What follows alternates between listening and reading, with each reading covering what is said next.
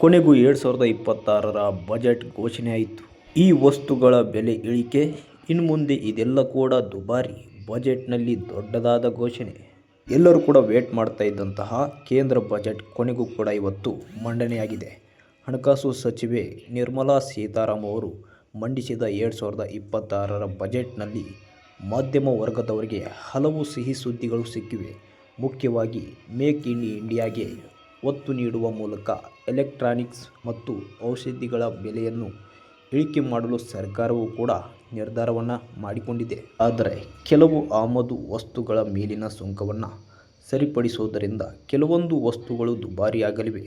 Budget ಭಾಷಣ ಮುಗಿದ 1 ಗಂಟೆಯ ಅಂತರದಲ್ಲಿಯೇ ಹೊರಬಿದ್ದಿರುವಂತಹ ಮಾಹಿತಿ ಪ್ರಕಾರ ಯಾವುದು ದುಬಾರಿ, ಯಾವುದು ಅಗ್ಗ ಎಂಬ ಪಟ್ಟಿ ಅನ್ನುವಂಥದ್ದು ಇವಾಗಲೇ ಸಿಕ್ಕಿರುವಂಥದ್ದು. ಮೊದಲನೇದಾಗಿ ಮೊಬೈಲ್ ಮತ್ತು ಚಾರ್ಜರ್ ಬೆಲೆ ಇಳಿಕೆಯಾಗಿದೆ. ಸ್ಮಾರ್ಟ್ ಫೋನ್ ಪ್ರಿಯರಿಗೆ ಇದು ಹಬ್ಬದ ಸುದ್ದಿ ಅಂತಲೇ ಹೇಳ್ಬೋದು. ಏಕೆಂತಂದರೆ ಮೊಬೈಲ್ ಫೋನ್ ತಯಾರಿಕೆಗೆ ಬಳಸುವಂತಹ ಬಿಡಿ ಭಾಗಗಳಾಗಿರ್ಬೋದು, PCBA ಮತ್ತು ಮೊಬೈಲ್ ಚಾರ್ಜರ್ಗಳ ಮೇಲಿನ ಕಸ್ಟಮ್ಸ್ ಸುಂಕವನ್ನು ಕಡಿತಗೊಳಿಸಲಾಗಿದೆ. ಇದರಿಂದ ಆ್ಯಪಲ್, ಸ್ಯಾಮ್ಸಂಗ್ ಸೇರಿದಂತೆ ಎಲ್ಲ ಬ್ರ್ಯಾಂಡ್ಗಳ ಮೊಬೈಲ್ ಬೆಲೆ ಅನ್ನುವಂಥದ್ದು ಗಣನೀಯವಾಗಿ ಕಡಿಮೆ ಆಗಲಿದೆ ಎಂಬ ಮಾಹಿತಿ ಅನ್ನುವಂಥದ್ದು ತಿಳಿದು ಬಂದಿದೆ. ಅದೇ ರೀತಿ ಕ್ಯಾನ್ಸರ್ ರೋಗಿಗಳಿಗೆ ಸಂಜೀವಿನಿ ಆರೋಗ್ಯ ಕ್ಷೇತ್ರದಲ್ಲಿ ದೊಡ್ಡ ರಿಲೀಫ್ ಸಿಕ್ಕಿದೆ. ಏಕೆಂತಂದರೆ ಕ್ಯಾನ್ಸರ್ ಮತ್ತು ಡಯಾಬಿಟಿಸ್ ಸೇರಿದಂತೆ ಗಂಭೀರ ಕಾಯಿಲೆಗಳಿಗೆ ಬಳಸುವಂತಹ 17 ಬಗೆಯ ಜೀವರಕ್ಷಕ ಔಷಧಿಗಳ ಮೇಲಿನ ಆಮದು ಸುಂಕವನ್ನು ಸಂಪೂರ್ಣವಾಗಿ ತೆಗೆದುಹಾಕಲಾಗಿದೆ ಅಥವಾ ಇಳಿಕೆ ಕೂಡ ಮಾಡಲಾಗಿದೆ.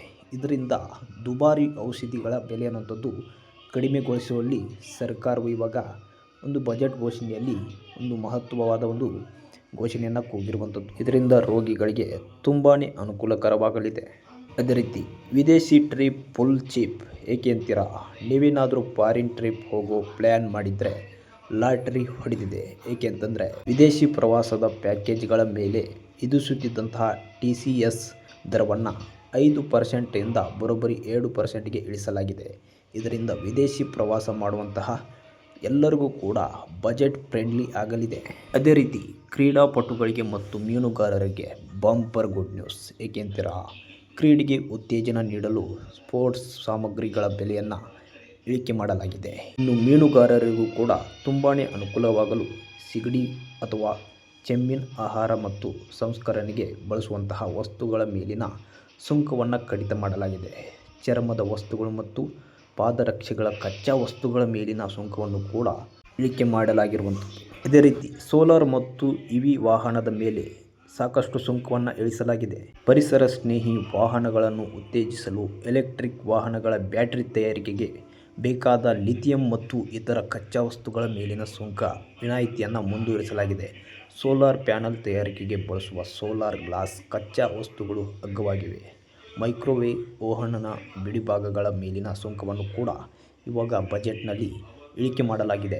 ಹಾಗಾದರೆ ಯಾವ ವಸ್ತುಗಳು ದುಬಾರಿ ಅಂತ ನೋಡೋದಾದರೆ ಒಂದೆಡೆ ಇಳಿಕೆ ಇದ್ದರೆ ಇನ್ನೊಂದೆಡೆ ಏರಿಕೆ ಇರಬೇಕಲ್ವಾ? ಸಿಗರೇಟ್ ಮತ್ತು ತಂಬಾಕು ಉತ್ಪನ್ನಗಳ ಮೇಲೆ ಸುಂಕ ಹೆಚ್ಚಳ ಮಾಡಲಾಗಿದೆ. ಧೂಮಪಾನಿಗಳಿಗೆ ಬಿಸಿ ಮುಟ್ಟಿದೆ. ವಿದೇಶದಿಂದ ಆಮದಾಗುವಂತಹ ಪ್ಲಾಸ್ಟಿಕ್ ವಸ್ತುಗಳು ಮತ್ತು ನಿರ್ದಿಷ್ಟ ಟೆಲಿಕಾಂ ಉಪಕರಣಗಳ ಮೇಲಿನ ಸುಂಕವನ್ನು ಕೂಡ ಏರಿಕೆ ಮಾಡಲಾಗಿರುವಂಥದ್ದು. ಸ್ಥಳೀಯ ಉತ್ಪಾದನೆಗೆ ಒತ್ತು ನೀಡಲು ವಿದೇಶದಿಂದ ಬರುವಂತಹ ಕೆಲವು ಸಿದ್ಧ ವಸ್ತುಗಳ ಮೇಲಿನ ತೆರಿಗೆಯನ್ನು ಬರೆ ಎಳೆಯಲಾಗಿದೆ. ಹಾಗಾಗಿ ಇವಾಗ ಇದು ದುಬಾರಿ ಎನ್ನಲಾಗ್ತಾ ಇದೆ. ಇದೆಲ್ಲ ಬಗ್ಗೆ ಎಲ್ಲರೂ ಕೂಡ ವೇಟ್ ಮಾಡ್ತಾ ಇರ್ತೀರಾ. ಚಿನ್ನ ಬೆಳ್ಳಿ ಕಥೆ ಏನು? ಚಿನ್ನದ ಬೆಲೆಯಲ್ಲಿ ಏನಾದರೂ ಇಳಿಕೆ ಆಗಿದೆಯಾ? ಇಳಿಕೆ ಆಗುತ್ತಾ ಅಂತ ಎಲ್ಲರೂ ಕೂಡ ಈ ಬಜೆಟ್ನಲ್ಲಿ ಎಲ್ಲರೂ ಕೂಡ ಕಾಯ್ತಾ ಇದ್ರಿ. ಆದರೆ ಇದ್ರ ಬಗ್ಗೆ ಬಂದಿರುವಂಥ ಮಾಹಿತಿ ಏನು ಅಂತಂದರೆ ಬಜೆಟ್ ಭಾಷಣದ ಸಮಯದಲ್ಲಿ ಕಸ್ಟಮ್ಸ್ ಸುಂಕದ ಬಗ್ಗೆ ದೊಡ್ಡ ಘೋಷಣೆ ನಿರೀಕ್ಷಿಸಲಾಗಿತ್ತು. ಆದರೆ ಮಾರುಕಟ್ಟೆಯಲ್ಲಿ ಬಜೆಟ್ಗೂ ಮುನ್ನವೇ ಚಿನ್ನ ಮತ್ತು ಬೆಳ್ಳಿ ಬೆಲೆಯಲ್ಲಿ ಭಾರಿ ಕುಸಿತ ಅನ್ನುವಂಥದ್ದು ಕಾಣ್ತಾ ಇದೆ. ಹಾಗಾಗಿ ಹೂಡಿಕೆದಾರರು ಬಜೆಟ್ ಪರಿಣಾಮವನ್ನು ಸೂಕ್ಷ್ಮವಾಗಿ ಗಮನಿಸುತ್ತಿದ್ದು ಸದ್ಯಕ್ಕೆ ಚಿನ್ನದ ದರ ಇಳಿಕೆಯಾಗುತ್ತಿರುವುದರಿಂದ ಬಜೆಟ್ನಲ್ಲಿ ಇದರ ಬಗ್ಗೆ ಯಾವುದೇ ರೀತಿ ಅನ್ನುವಂಥದ್ದು ಒಂದು ಮಾಹಿತಿಯನ್ನು ಹಂಚಿಕೊಳ್ಳಲಾಗಿಲ್ಲ. ಇನ್ನು ಅದೇ ರೀತಿ ಇನ್ಕಮ್ ಟ್ಯಾಕ್ಸ್ನಲ್ಲಿ ಏನೆಲ್ಲ ಹೊಸ ರೂಲ್ಸ್ಗಳನ್ನು ತರಲಾಗಿದೆ ಅಂತ ಒಂದೊಂದಾಗಿ ನೋಡ್ತಾ ಹೋದರೆ ಏಪ್ರಿಲ್ 1ರಿಂದ ಟ್ಯಾಕ್ಸ್ ರೂಲ್ಸ್ ಅನ್ನುವಂಥದ್ದು ಬದಲಾಗ್ತಾ ಇದೆ.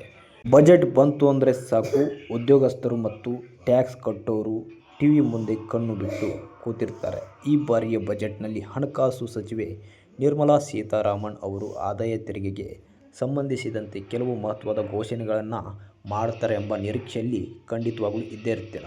ಅದೇ ರೀತಿ ಹಳೆಯ ರೂಲ್ಸ್ಗೆ ಗುಡ್ ಬೈ ಹೇಳಿ ಇವಾಗ ಹೊಸ ಕಾನೂನು ತರೋಕೆ ಸರ್ಕಾರ ರೆಡಿಯಾಗಿದೆ. ವಿದೇಶಕ್ಕೆ ಹೋಗೋರಿಗೆ ಮತ್ತು ಅಲ್ಲಿ ಓದೋ ಮಕ್ಕಳಿಗೆ ಟ್ಯಾಕ್ಸ್ ಕಲೆಕ್ಟೆಡ್ ಅಟ್ ಸೋರ್ಸ್ ಮತ್ತು ಟ್ಯಾಕ್ಸ್ ಡಿಡಕ್ಟೆಡ್ ಅಟ್ ಸೋರ್ಸ್ನಲ್ಲಿ ಭರ್ಜರಿ ಇಳಿಕೆ ಮಾಡಲಾಗಿದೆ.